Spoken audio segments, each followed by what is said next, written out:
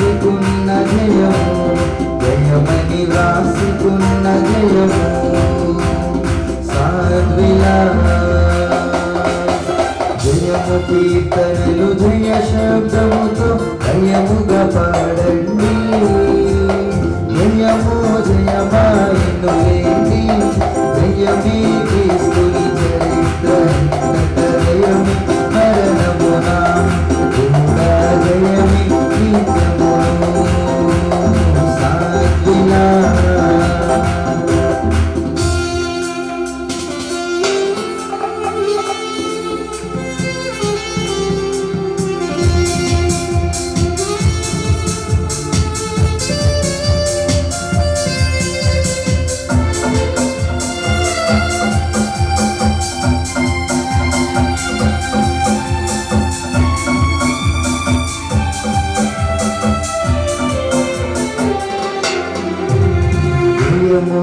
జయమురాకపూర్వమై జయమను జనులకు జయమౌను. జయమురాకపూర్వమై జయమను జనులకు జయమౌను. స్తుతించు జనులకు జయమౌను, స్మరించు జనులకు జయమౌను, ప్రకటించు జనులకు జయమౌను. జయము జయమని కలవరించిన జయమే బ్రతుకెల్లా, వినప జయ పదమే కల్లా. సాధ్విలా జయము కీర్తనలు జయ శబ్దముతో జయముగా పాడండి. జయము జయమాయను లేని జయమే క్రీస్తుని చరిత్ర.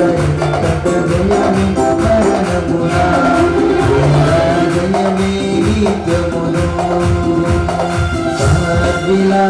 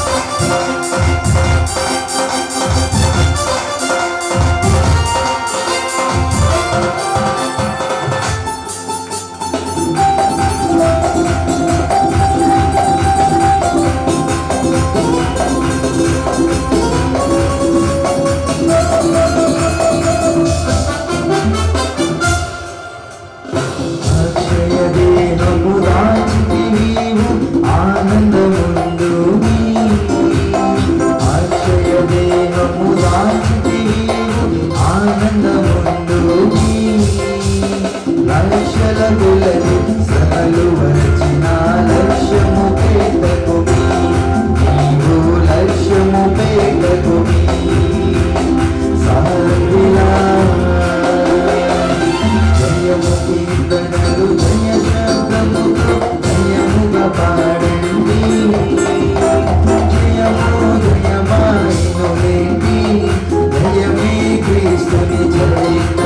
జయమే మరణమునా కూడా జయమే నిత్యమును. సాధ్విలా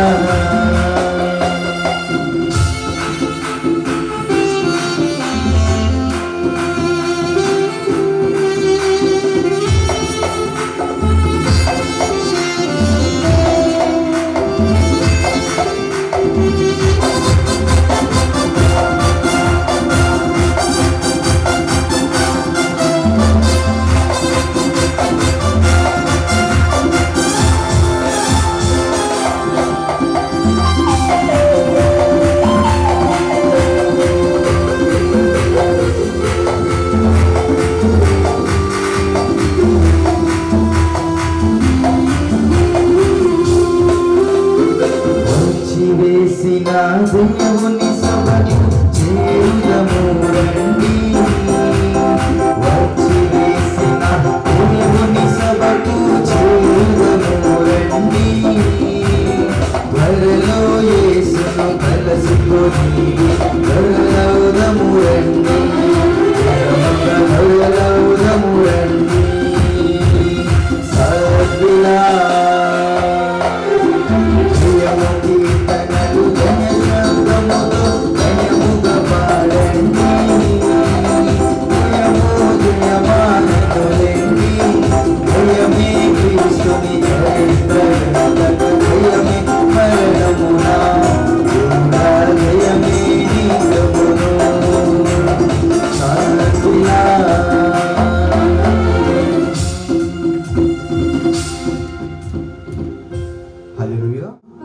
రాజుల రాజుల రాజు అనే కీర్తన పాడుకున్నాం.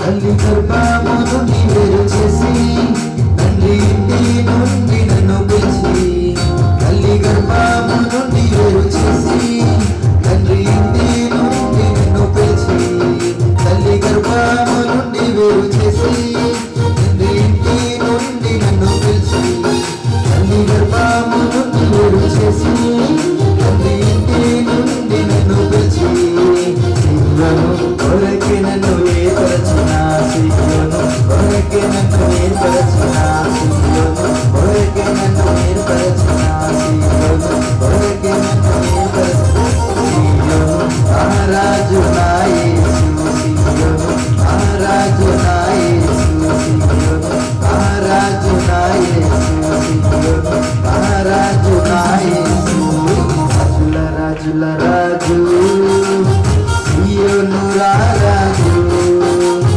రాజుల రాజుల రాజు సియోను రాజు, సియోను మహారాజు నా యేసు సియోను మహారాజు నా యేసు, యెరూషలేము నా గృహము, యెరూషలేము నా గృహము.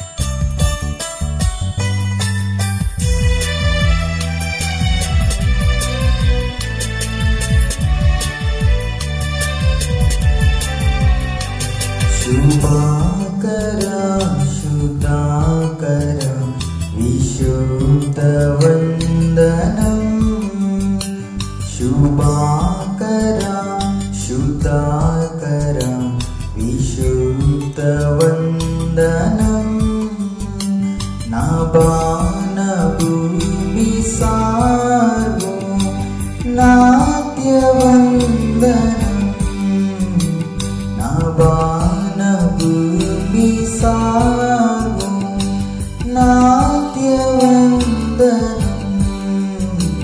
శుభాకర శుద్ధాకర విశుద్ధవందనం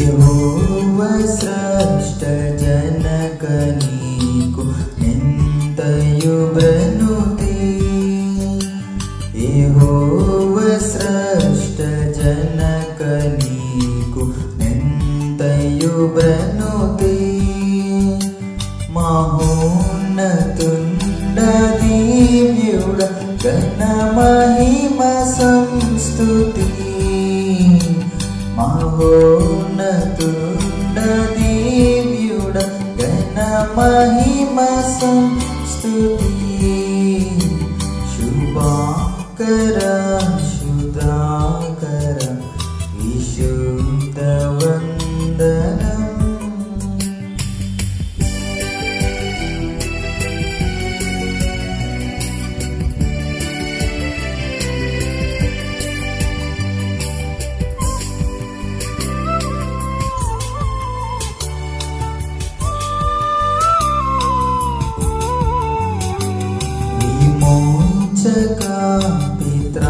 పిత్రాత్మజుండ విజయమంగళం విమోచక పిత్రాత్మజుండ విజయమంగళం సమస్త సృష్టి సాధనాంబ సావ్యమంగళం సమస్త సృష్టి సాధనాంబ సావ్యమంగళం శుభాకర శుద్ధాకర విశుద్ధవందనం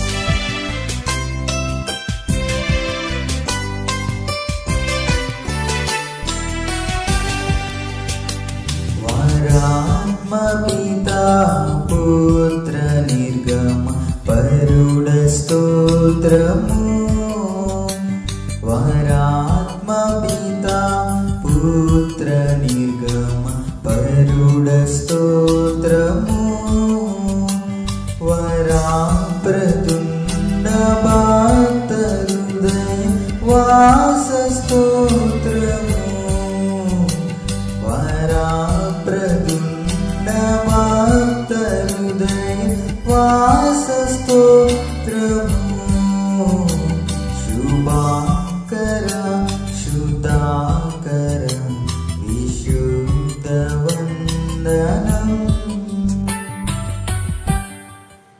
స్తుతి ప్రార్థన.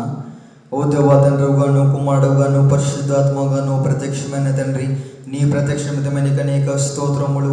ఇప్పుడు నిన్ను ఆరాధించు కృపా సమయము దయచేసినందుకు వందనములు. దూతులో పరలోక పరిశుద్ధులు నిన్ను స్తుతించినప్పటికీ మా స్తుతులు కూడా కోరుకొంచనికి అనేక స్తుతులు. నీవు కలిగేసిన సమస్త సృష్టిని బట్టి నీకు ఘనత కలుగుచున్నది. సృష్టిని బాట మనకు నమస్కరించుచున్నాము. ఆరాధన పడినానికి కీర్తికినట్లు ఇక్కడ శివుని దీవించుమని ప్రభు ద్వారా వేడుకొనుచున్నాము. ఆమేన్.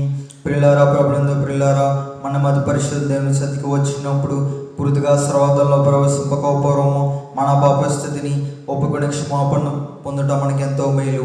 మనము పాపము లేని వారమని చెప్పుకునేలా మనలో సత్యం ఉండదు. మన పాపము మనం ఒప్పుకునేలా ఆయన నమ్మదవాణి బంధువు కనుక ఆయన మన పాపములు క్షమించి సమస్త దుర్నదుముల పవిత్రులుగా చేయను. మనము పాపము చేయలేదని చెప్పుకున్నలా ఆయనను అబద్ధంగా వచ్చేవారు మోదము. ఆయన వాక్యములు ఉండదు. తన గమలకు ప్రహారం పొందినవాడు, తన పాపములకు ప్రాయశ్చిత్త పొందినవాడు ధన్యుడు. యెహోవా చేత నిర్దోషించబడినవాడు, ఆత్మలో కపటం లేనివాడు ధన్యుడు. ఆమేన్. మన పాపములు కొంతమందినంతా కలిసినప్పుడు పరిశుద్ధుడు అయిన ఓ దేవా, మేము మా జన్మ బట్టి నైజం బట్టి పాపులమైన, తలుపును బట్టి చూపును బట్టి పాపులమైన, వెంటను బట్టి మాటను బట్టి పాపులమైన, ప్రవర్తన బట్టి క్రియలను బట్టి పాపులమైన, నీ కృపను పొందుటకు మేము అయోగ్యులము. మమ్మును క్షమించమని నీ కుమారుని ప్రముఖముగా వేడుకొనుచున్నాము. ఆమేన్. ప్రియులారా, తన అప్రమత్తమైన భ్రమను బట్టి విశ్వాసమైన పాపంలో క్షమించుచున్నాడు, శిక్షించుకు ఇష్టపడు, మన పాపను జ్ఞాపకము చేసుకున్నాడు. అటుదంతము స్తుతించదము. తండ్రి, నీవు పరిశుద్ధుడవై ఇనందున పాపులను అసహించుకోవలసినది కానీ అట్లు చేయక చేరదీసి క్షమించున్నావు గనుక నీకనేక వందనములు. ఆమేన్. అందరూ విశ్వాసపడని చెప్పని, దేవుడు ఆద్యంతము లేని దేవుడని నేను నమ్ముచున్నాను. ఆయన ప్రేమ, న్యాయము, పరిశుద్ధత, శక్తి, జ్ఞానము, జీవము, స్వతంత్రత, స్వాభావికత్వము ఈ మొదలైన శుభలక్షణములతో నిత్యము మహా తేజోమయంగా ప్రకాశించుచున్నాడని నమ్ముచున్నాను.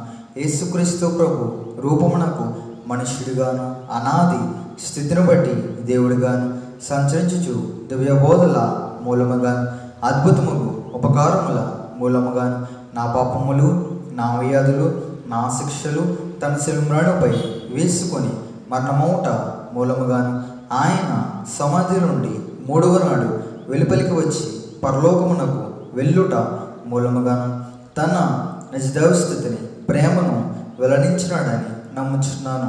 ఇప్పుడు అంద నిమిత్తమై విజ్ఞాపన ప్రార్థన చేయుచున్నాడనియు, ఆయన రెండవ మారు సంగమును కొనుపోవుటకు మేఘాసీనుడై వచ్చిననియు, మిగిలిన వారికి ఏరేండ్ల శ్రమ కలుగుననియు, తర్వాత అంత్యక్రీస్తునకును క్రీస్తునకును జరు యుద్ధములో అంత్యక్రీస్తు అబద్ధ ప్రవక్త నరకములు వేయబడదనియు, సాతాను పాతాళంలో 1000 ఏండ్లు బంధింపబడిననియు, ఆ తర్వాత ప్రభువు భూమి మీద 1000 ఏండ్లు పరిపాలన చేయననియు, తర్వాత ఆయన సజీవులకును మృతులకును తీర్పు తీర్చిననియు నమ్ముచున్నాను. క్రీస్తు ప్రభు పాతాళములోని సాతానును విడిపింపగా అతడు భూమి మీదకు వచ్చి గోగు మాగోగు అనే పేర్లు గల సైన్యములను ఏర్పరచుకున్ననియు, అతడు దేవునితో యుద్ధము చేసి ఓడిపోవుననియు, క్రీస్తు అతనిని నరకములో పడవేయననియు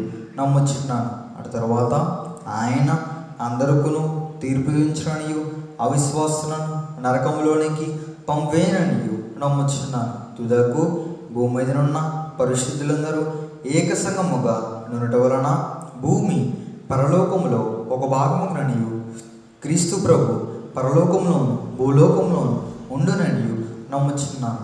నేను పరిశుద్ధాత్మను నమ్ముచున్నాను.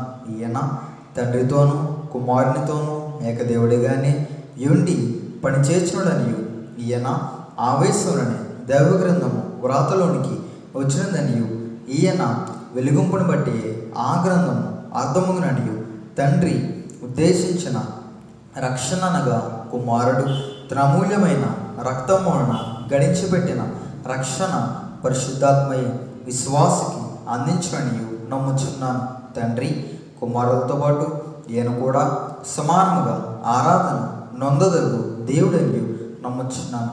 పరిశుద్ధుల సహవాసమును పునరుద్ధానమును నిత్య జీవమును గలవని నమ్ముచున్నాను. ఆమేన్. ఈ ఆనంద మాసములో ప్రవేశించిన మనమందరము నిజమైన ఆనందము, ఉత్సాహము. 5వ అధ్యాయము 50వ వచనం. అంతటి వాడు బట్టను పారవేసి దిగ్గున లేచి యేసు నద్దకు వచ్చెను. ప్రార్థన చేసుకుందాం. ప్రతి ఒక్కరు కూడా మోకరించండి, ప్రార్థన చేసుకుందాం. మహా పరిశుద్ధుడా, మహోన్నతుడా, మా గొప్ప బోధకుడా, నీకే వందనాలు స్తోత్రాలు చెల్లించుకుంటూ ఉన్నాము. నైనే మధ్యాహ్న సమయంలో సెంట్ దేవదాసు రూపాంతర ఆలయంలో మీకు వందనాలు స్తోత్రాలు. ఈ స్థలములో ఎన్నో గొప్ప అద్భుతాలు, ఆశ్చర్య కార్యాలు జరిగిస్తున్నావని మేము నమ్ముతూ ఉన్నాము. దేవానికి స్తోత్రాలు.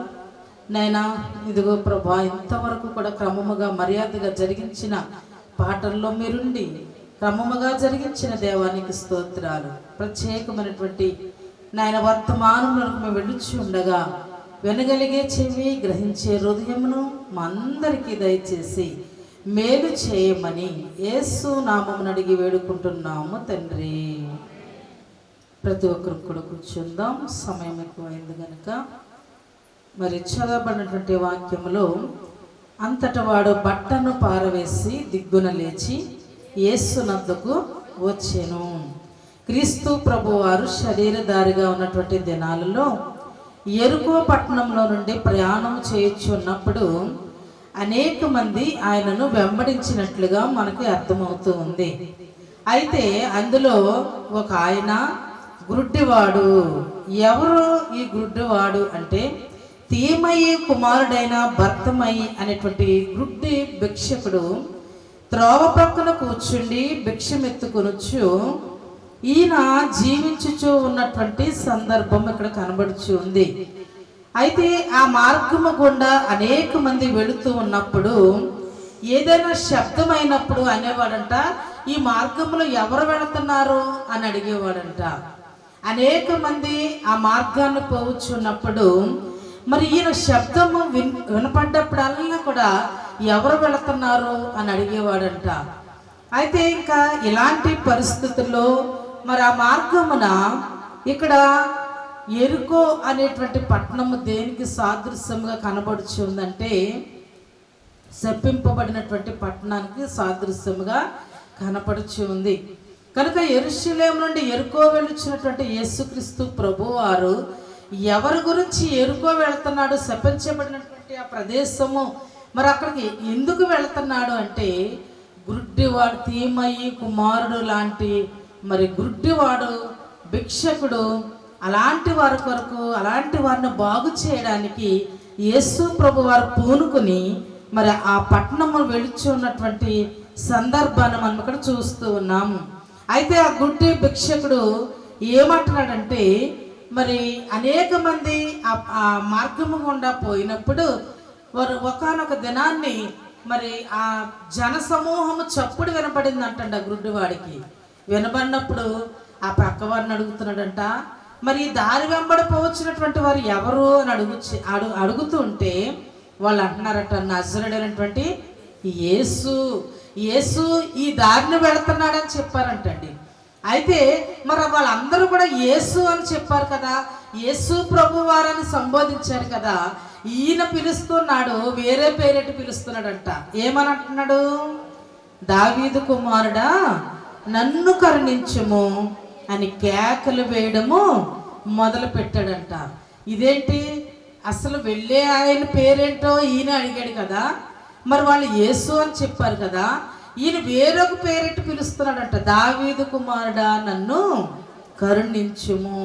ప్రియులరా, యేసుక్రీస్తు ప్రభువుని ఎరిగినవాడు, పైగా యేసు ప్రభువు ఎలాంటి వాడో, ఎన్ని అద్భుతములు జరిగిస్తూ ఉన్నాడో, ఎవరిని బాగు చేస్తూ ఉన్నాడో అన్నీ కూడా తెలిసి ఆయన గురించి విన్నటువంటి వాడు గనుక, ప్రభు అంటే ఎవరో తెలిసిన వాడు గనుక, ప్రియులరా పైకి రెండు కళ్ళు కనబడట్లేదు కానీ ఆయన అంతరంగ నేత్రం తెరవబడిందంటండి.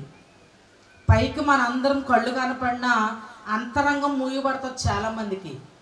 అంటే అంతరంగ దృష్టి ఉండదు చాలామందికి. అది జ్ఞాని నేత్రములకు అన్నారు, జ్ఞాని నేత్రములకు మరి కనపడతాయి అంటండి అయ్యి. కనుక ఈ గుడ్డివాడు ప్రస్తుతానికైతే ఆయనకి ఎటువంటి ఆధారం లేనటువంటి జీవిస్తున్నటువంటి ఆ గుడ్డివాడి కంట యేసు ప్రభువులో ఉన్నటువంటి గొప్పతనం తెలిసిందంట. మరి ఎంతకాలం నుంచి మనము సాధారణంగా ఎంతకాలం నుంచి సాలకు వస్తున్నాం, ఎంతకాలం నుంచి ప్రభు సన్నిధికి వెళ్తున్నాం, మన అంతరంగం ఎప్పుడన్నా తెరవబడిందా? ప్రభువును చూసామా? మరి దేవదాసాయి గారికి ఒక అలవాటు ఉండేదంట, ఏ దినమైతే దేవుని సన్నిధి దిగి రాలేదో ఆ దినము భోజనం చేయకుండా బాధపడేవారంటండి. ఎప్పుడైతే దేవునితో మాట్లాడలేదో ఆ దినము ఆయనకి మనశ్శాంతి ఉండేది కాదంట. ఈ దినం ప్రభు ఎందుకు రాలేదు, ఈ దినం ప్రభుతో నేను మాట్లాడలేకపోయాను, ఎందుకు రాలేదు అని ఆయన ఎప్పుడు కూడా బాధపడుతూ ప్రభువు గురించి ఆలోచించేవారంట. మనం ఎక్కువగా ఎవరి కోసం ఆలోచిస్తాం? మన పిల్లలు ఇంటికి రాలేదు, మన భర్త ఇంటికి రాలేదు, మన పనులు జరగలేదు, వీటి గురించి ఆలోచిస్తాం. కానీ దైవజనులంట మరి దేవుడు ఎందుకు నా సన్నిధిలోనికి దిగి రాలేదు అని పట్టుదలతో మరలా వెళ్ళి ఒకసారి మాట్లాడకపోతే రెండవసారి వెళ్ళి ప్రార్థన చేసేవారంట. మాట్లాడే అనుభవాన్ని సంపాదించుకునేవారంట. ఏది తెరిస్తే దేవునితో మాట్లాడేవారంటే అంతరంగము తెరవబడాలంట. ఏం తెరవబడాలి? మనకున్నటువంటి అంతరంగ నేత్రాలు తెరవబడాలి. ఆ గుడ్డివాడికైతే పైకి కన్నులైతే కనపడతలేదు కానీ అంతరంగము తెరవబడింది. ఇక్కడ ఉన్నటువంటి గుడ్డితనం పోయింది ఆయనకి. కనుక దావీదు కుమారుడా నన్ను కరుణించుము అని కేకలు పెడుతూ ఉన్నారు. కేక అనగా ఏంటి? కేక అనగా పిచ్చ. మరి ఏంటో అంటున్నారు కదా మీరు. కేక అంటే ఏంటి? ప్రార్థన. ప్రార్థన. కేకలు పెట్టడం అంటే ఏంటి చెప్పండి? ప్రార్థన. కేక పెట్టడం అంటే ప్రార్థన. ఏలియా ఒక సందర్భంలో అక్కడ ఉన్నటువంటి బయలును పూజించే వారిని ఎదురుగా పెట్టుకున్నాడు. అయితే మీ దేవుడు గొప్ప, మా దేవుడు గొప్ప అనేటువంటి అక్కడ పందెమోటు వచ్చింది. వచ్చినప్పుడు వారితో పందెం కట్టి, ఎందుకంటే దేవుళ్ళలో ఉన్నటువంటి గొప్పతనం ఏమిటో ఆయనకి తెలుసు కనుక, మీరు రండి ప్రార్థన చేద్దాం, నేను వస్తాను ప్రార్థన చేద్దాం, పలానా కొండ మీద కలుద్దాం రండి అని ఆ కొండ మీదకి రప్పించి వారిని బయలు దేవతలకు ప్రార్థన చేయమన్నాడు ఆయన. ప్రార్థన చేయండి, మీరు ఎలా పిలుచుకుంటారో, ఎలాగనైతే పిలిస్తే వాళ్ళు వస్తారో మీరు ప్రార్థన చేసుకోండి అన్నప్పుడు వారు ఏం చేశారంట? కేకలు వేయడం మొదలు పెట్టారంట. ప్రార్థన రాదు కదా మరి, కేకలు వేయడం మొదలు పెట్టారంట. ఏమని కేకలు వేస్తున్నారంట? బయలా రా, మేము ఇక్కడ మరి ఏం చేస్తున్నారంట? బ్లేడ్లతో కోసుకుంటున్నారంట, కత్తులతో కోసుకుంటున్నారంట. ఈ రక్తం చిందిస్తే అన్న వస్తారేమో, వీళ్ళు మాట్లాడతారేమో అని. ఎందుకంటే ఏలియా గారి మీద అక్కడ గెలవాలి. కేకలు పెడుతున్నారంట. కేక అనగా ఏంటంట? ప్రార్థన. చీల్చుకుంటున్నారంట, శరీరాన్ని కోసుకుంటున్నారంట. వీళ్ళు ఒంట్లో ఉన్నంత బ్లడ్ అంతా బయటకు పోతుంది కానీ ఎవరు మాట్లాడతలేదు వచ్చి. ఏ దేవుడు మాట్లాడట్లేదు. అప్పుడు ఏలియా గారు ఆ సందర్భంలో అన్నాడు, ఒకవేళ మీ దేవుడు పడుకున్నాడేమో, ఒకవేళ మీ దేవతలు నిద్రపోతున్నారేమో, ఒకసారి పిలవండి అని అనేక సందర్భాల్లో వారిని హెచ్చరించినప్పుడు ఒక్కళ్ళు కూడా సాయంత్రం వరకు ఇంచుమించు ఉదయం మొదలుకొని సాయంత్రం వరకు చేశారంట ఈ పని. కానీ ఒక్కళ్ళు వచ్చి మాట్లాడలేదంట ప్రియులారా. కనుక కేకలు పెట్టారంట, డ్యాన్సులు వేశారంట, నువ్వు వస్తావా రావా అని డ్యాన్సులు వేశారంట. కానీ మన దేవుడు మాట్లాడే దేవుడు కనుక ఏలియా గారు అక్కడ అర్పణ పెట్టి ప్రార్థన చేయగా ప్రార్థన ముగియకుండానే వచ్చి ఆ అర్పణ మరి పరలోకానికి వెళ్ళిపోయిందంటండి. ప్రార్థన ఇంకా ముగియలేదంట, ఇంకా ఆమెను అనలేదంట. అసలు ప్రార్థన ముగియకుండానే మధ్యలోనే ఈ అర్పణ తీసుకుని వెళ్ళిపోయి దేవుని కార్యం అక్కడ కనబడింది. దేవుడు వారికి కనపడ్డారు. చూసారా? కేకలు అనగా ప్రార్థన. ప్రతి ఒక్కరి జీవితంలో మరి ప్రార్థన అంటే ఒక భక్తుడు అన్నాడు, పోరాటం అన్నాడు. పోరాటంతో సమానం ప్రార్థన అంటే. జాగ్రత్తగా చేయాలంట. బైబిల్ ఏం చెప్తుందంటే, నువ్వు ఆకాశం మందు ఉన్న భూమి మీద ఉన్నావు, దేవుడు ఆకాశం మందు ఉన్నాడు, నీ మాటలు కొద్దిగా ఉండాలి. కనుక దేవుని విశ్వాసులారా, మురికి గుడ్డలు అనగా ఏంటంటే మన పాపాలు. చూడండి, యెషయా గ్రంథము 64వ అధ్యాయం 6వ వచనము. మురికి గుడ్డలు అనగా ఏంటి చెప్పండి? మన పాపాలు. ఈ గుడ్డివాడు ఏం చేశాడు? యెషయా గ్రంథము 64:6. ఎవరు తీయట్లేదటమ్మా?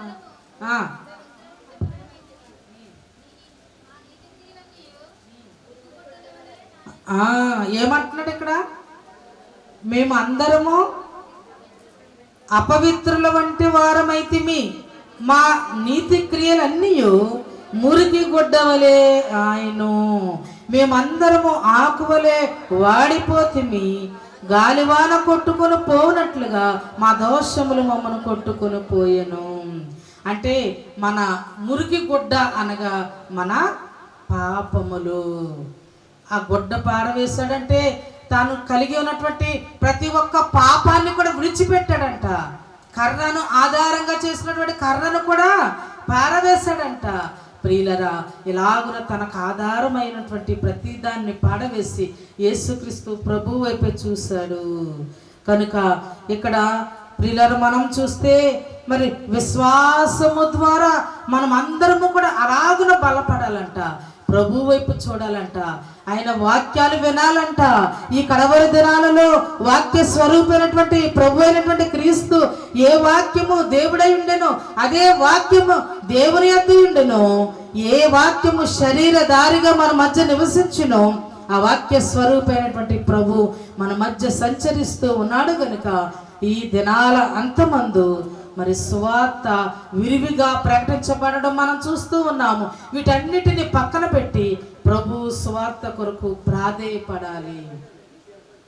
మనము ఉదాహరణకు మన శ్రమలే చూసుకుంటున్నాము, మన కష్టాలే చూసుకుంటున్నాము. మనకు ఉన్నటువంటి అక్కడ నొప్పి ఎక్కడ నొప్పి ఈ నొప్పులు పోగొట్టుకోవడానికే మన స్వస్థతలకు వస్తాము. కానీ నిజంగా ఆత్మ సంబంధమైనటువంటి వారిగా మారడానికి ఎవరన్నా వస్తున్నారా చెప్పండి? చాలామంది నేను గమనిస్తూ ఉంటాను, అయ్యో అయ్యగారు రాలేదండి ఈరోజు, మరి నాకేమో ఇక్కడ నొప్పి వస్తుందండి, అక్కడ నొప్పి వస్తుందండి, అయ్యగారు రాలేదా చెప్దాం అనుకుంటున్నానండి. ఎవరు చూసినా మరి శరీర బలహీనతల కొరకే వస్తున్నారు. కానీ ఆత్మీయ గుడ్డితనం పోగొట్టుకోవడానికి ఎవరైనా వస్తున్నారా? ఈ ఆత్మీయ గుడ్డితనం పోగొట్టుకోవాలి. మనం ఏ గుడ్డితనంతో బాధపడుతూ ఉన్నామో, మన ఆత్మ ఎందుకు దేవుణ్ణి చూడలేకపోతుందో, మన హృదయము మన కళ్ళు దేవుణ్ణి ఎందుకు గమనించలేకపోతున్నాయో, ఆ ఆత్మీయ గుడ్డితనం పోగొట్టుకోవడానికి మనం ప్రభు దగ్గరికి రావాలంట. అంతేగాని చిన్న నొప్పి పెద్ద నొప్పి అవి ఎప్పుడైనా పోతాయి, ప్రార్థన చేసుకుంటే అలాగైనా పోతాయి. లేకపోతే ఇవాళ కాకపోతే రేపన్నా అయ్యగారు వస్తారు, ఆ నొప్పుల కోసం ప్రార్థన ఎలాగైనా పోతాయి. కానీ ప్రభు ఆత్మ కొరకు ప్రాధేయపడాలి, ప్రభు వాక్యం కొరకు ప్రాధేయపడాలి. వాడు చూడండి, మరి ప్రభు వినేలాగా నడిచాడంట, ప్రభు చెవిలోకి వెళ్ళేలాగా కేకలు పెట్టాడంట. ప్రియులారా, కనుక ఆ గెరాసేలు దేశస్తుడు ఏం చేశాడు? కుదురుగా యేసయ్య పాదాల దగ్గర కూర్చుని, అయ్యా నీ కొరకు నన్ను వాడుకొని అడిగాడు. కానీ ప్రభు అన్నాడు, నా కొరకు వస్తే నువ్వు వాడబడవు, కానీ ఎక్కడే ఉండి సాక్ష్యం చెప్పి ఈ సాక్ష్యము ద్వారా అనేక మందిని మార్చు అని చెప్పగానే 10 దెక్కపొలిలో ప్రారంభించాడని ఉంది. దెక్కపొలిలో ఆరంభించి ఆయన సేవను ప్రారంభించాడని ఉంది. దెక్కపొలి అనగా 10 రాష్ట్రాలని అర్థం అంటండి. 10 రాష్ట్రాల్లో జనాంగమును ప్రభు వైపుకి త్రిప్పాడంట ఆయన సాక్ష్యం ద్వారా. మన సాక్ష్యం ఎప్పుడన్నా ఎవరికైనా చెప్పామా? ఒక ఆయన్ని అయ్యగారు చాలా కష్టపడి వేమగిరి సాల్లో మరి జిఎస్ఎల్లోను ఈ చనిపోతాడు తీసుకెళ్ళిపోండి అన్నారు. కారు కట్టించుకొని వేమగిరి సాల్లోకి తీసుకొచ్చారు. ఆ రోజు మేము అక్కడ ఉంటే సాల్లో పడుకోబెట్టారు తీసుకొచ్చి. అతను అసలు మనలో లేడు. అయితే అయ్యగారు తైలం పోసి ఏదో పైనుంచి కింద వరకు తైలం పోసి ప్రార్థన చేసి ఎలాగోలాన ఆయనలో ఉన్నటువంటి సాతాను శక్తులు విడిపిస్తే అప్పుడు మెరుగు వచ్చింది ఆయనకి. నేను ఎక్కడున్నానేట అంటున్నాడు. అప్పటికే జిఎస్ఎల్లో ఒక వారం రోజులు పెట్టారు. పాపం వాళ్ళ అమ్మాయిలు, వాళ్ళ కోడళ్ళు, వాళ్ళ కొడుకులు అందరూ కూడా మంచి అంటే ప్రార్థనా పరులే అక్కడ ఎక్కడోను నిడదవోలు దగ్గర. అయితే మరి వాళ్ళందరూ కూడా తీసుకొచ్చారు అయ్యగారి దగ్గరికి. అయ్యగారు ప్రార్థన చేయగా లేచి కూర్చున్నాడు. మరి నేను ఎక్కడున్నానో నాకు తెలియట్లేదు అన్నాడు. అయితే అంతా తెలుసుకున్నాడు, వెళ్ళిపోయాడు. మరలా కనపడలేదు ఆయన.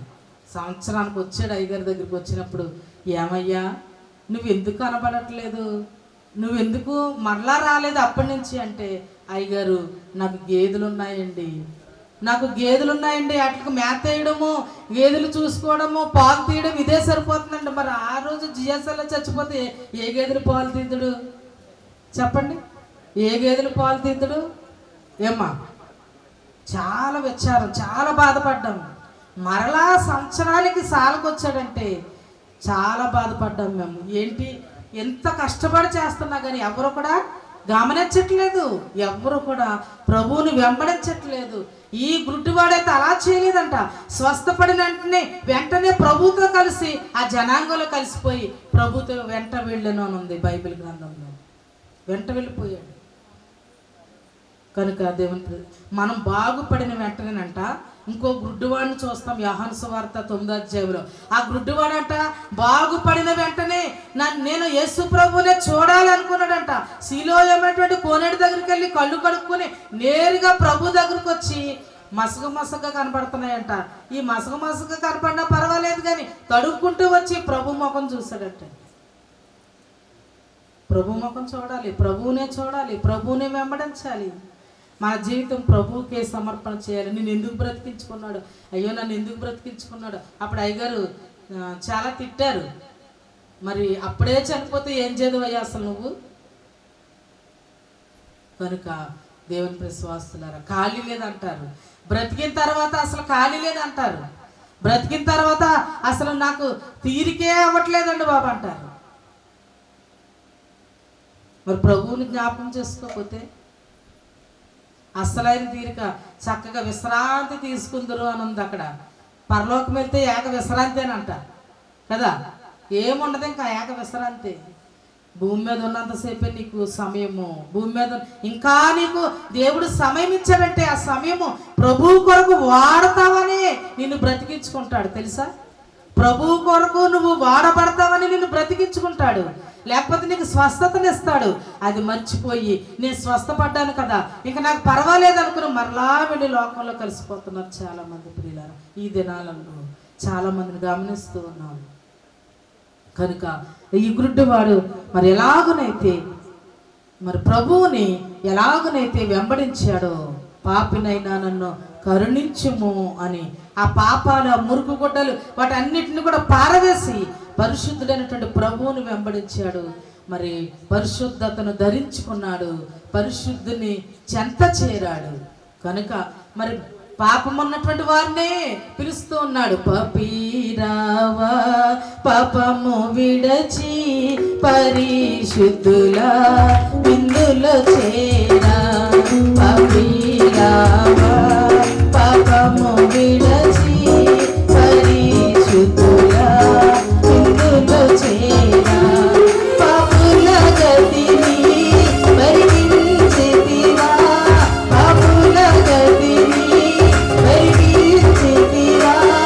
పాతాళమే వారి అంతము, పాతాళమే వారి అంతము. సిలువ చెంత చేరిన నాడు కలుషములను కడిగి వేయు. సిలువ చెంత చేరిన నాడు కలుషములను కడిగి వేయు. కనుక మన ఆత్మీయ గుడ్డితనాన్ని తొలగించుకోవాలి. మురికి గుడ్డలులా కనిపించేటువంటి ఈ పాపములు నువ్వు ఎంతటి ఎర్రనివైనను నీ పాపాలు నా దగ్గరికి రా, నేను తెల్లగా మారుస్తాను అన్నాడు ప్రభు. ఒకసారే మారుస్తాడు కానీ అస్తమాట మురుకులో దూరలు వస్తే మారుస్తాడంటారా? మరి మన పిల్ల ఉన్నదనుకోండి, చంటిబిడ్డ ఉందనుకోండి, అయ్యగారు అదే ఉదాహరణ రాశారు. వెళ్ళి బురక చేసుకుని వస్తే ఒకసారి అయితే కడుగుతాము, చాలా ముద్దుగా కడుగుతాము, తెలియదు కదా అని. రెండోసారి వెళ్ళి అదే బురదలో దొరలు వస్తే మరలా కడుగుతాం. మూడోసారి వెళ్ళి అదే బురదలో దొరలు వస్తే ఏం చేస్తాం? ఒక్కటే ఆ దెబ్బలే తింటున్నాం మనం కదా. శ్రమ అనేటువంటి బెత్తాన్ని వాడతాడంట దేవుడు.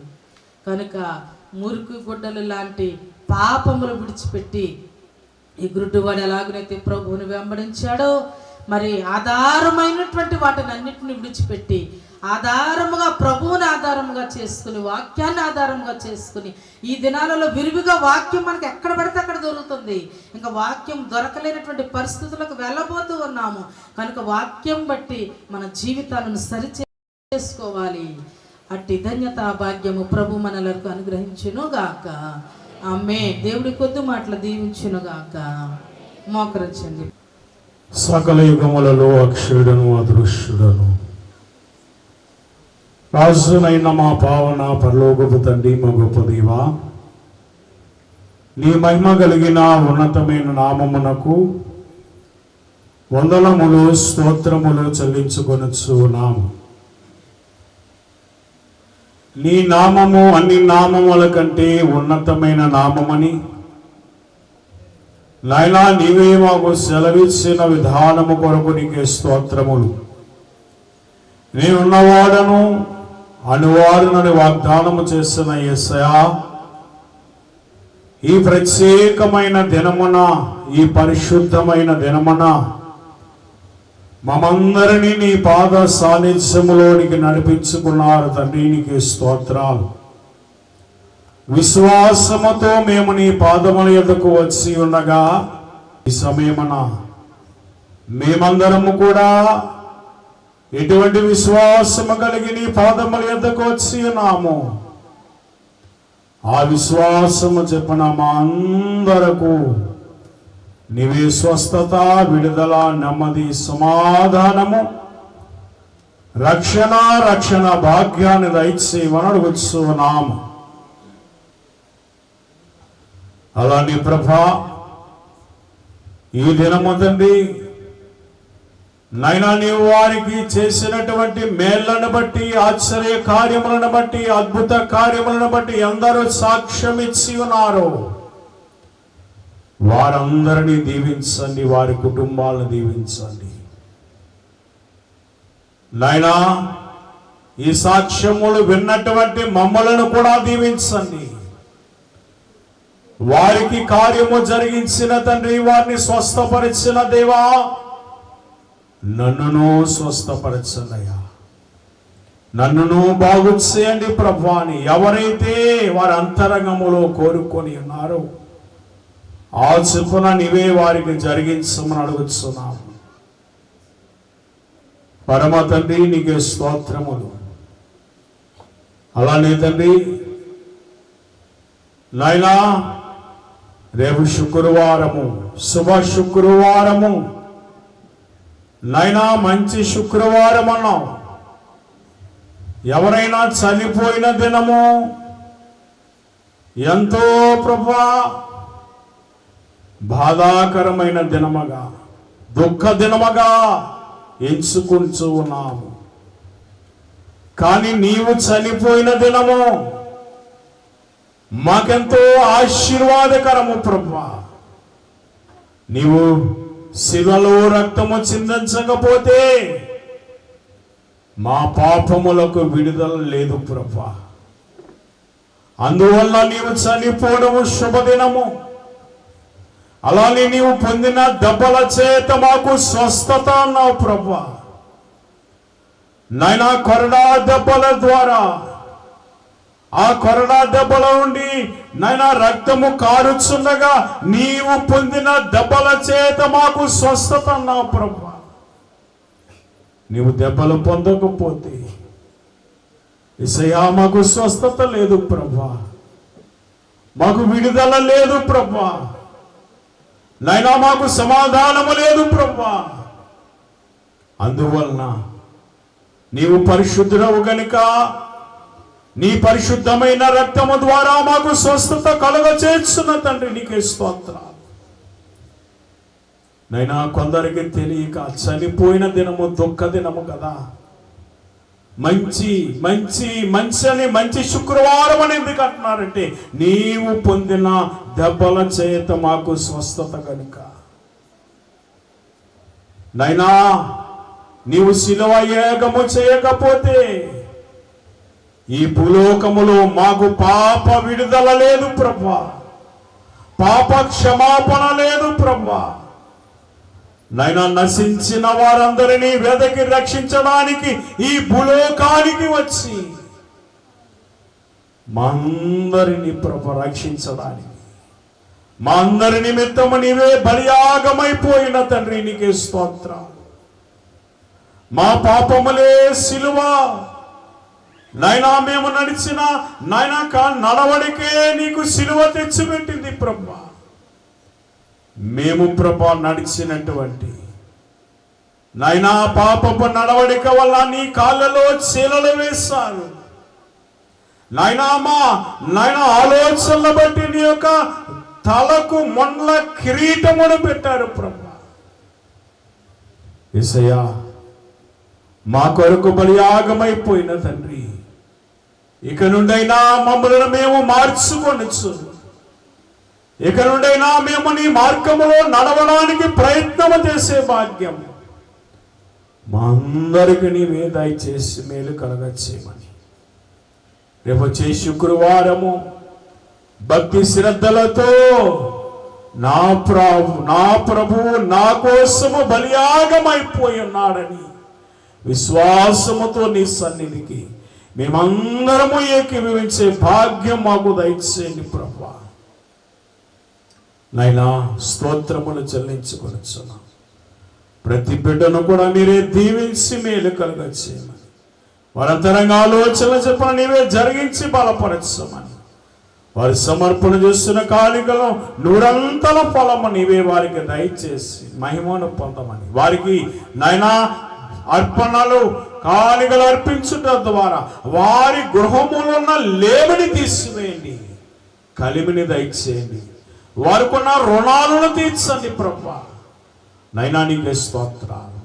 ఇలాగన మేము నీకు ఏది ఇస్తామో అది నీవు మాకు 100 చేసి మరలా తిరిగిచ్చుచున్న తండ్రి నీకే స్తోత్రాలు. నీవే మాకు అట్టి భాగ్యమును కలగజేసి మేలు కలగచేయమని యేసు నామమున వేడుకొనుచున్నాము తండ్రి, ఆమేన్. పరలోకమందున్న మా తండ్రి, నీ నామం పరిశుద్ధపరచబడునుగాక, నీ రాజ్యం వచ్చునుగాక, నీ చిత్తం పరలోకమందు నెరవేరుచున్నట్లు భూమి మీద నెరవేరునుగాక. మన ఆహారం మాకు దయచేయి, మేలో అపరాధం చేసిన క్షమించిన ప్రకారం క్షమించాలి, మమ్మల్ని శోధలోని బేకాకి నుండి తప్పించు. రాజ్యమో శక్తి మహిమ నిరంతరము నీవే నావు తండ్రి, ఆమేన్. ప్రవేశురత్ మన గుజ్జయం అపవాది క్రియలకలయం, ప్రవేశురత్ మన గుజ్జయం అపవాది క్రియలకలయం, ప్రవేశురత్ మనకు సంపూర్ణ విజయం, అపవాది క్రియలకు అంతకాల నాశనం. హల్లెలూయా, హల్లెలూయా, హల్లెలూయా. స్తోత్రము, స్తోత్రము, స్తోత్రము. ఆమేన్, ఆమేన్, ఆమేన్. మన ప్రభు అయిన యేసుక్రీస్తు కృపయు తండ్రైన దేవుని ప్రేమయు పరిశుద్ధాత్మక సహవాసమును నీతిమంతుడి ఆశీర్వాదములు చేసిన సర్వాంశములకును జరగబో కార్యములకు కూడి వచ్చినబడిన వారందరికీ రేపు శుక్రవారపు దినమున జరగబోయే మంచి శుక్రవారపు ఆరాధనకును లక్షవారపు దినమున జరగబోయే సంస్కారపు ఇందుకును ఆయన కృపతోడు ఎండి నడిపించును గాక. వచ్చిన వారందరికీ స్వస్థత దయచేయుదువు, వచ్చిన వారందరికీ స్వస్థత రక్షకానా వందనాలు, శ్రీ రక్షకానా వందనాలు. అప్పుడునో ఇప్పుడునో ఎప్పుడునో వైద్యుడవు, అప్పుడునో ఇప్పుడును ఎప్పుడునో వైద్యుడవు, రక్షకానా వందనాలు, శ్రీ రక్షకానా వందనాలు.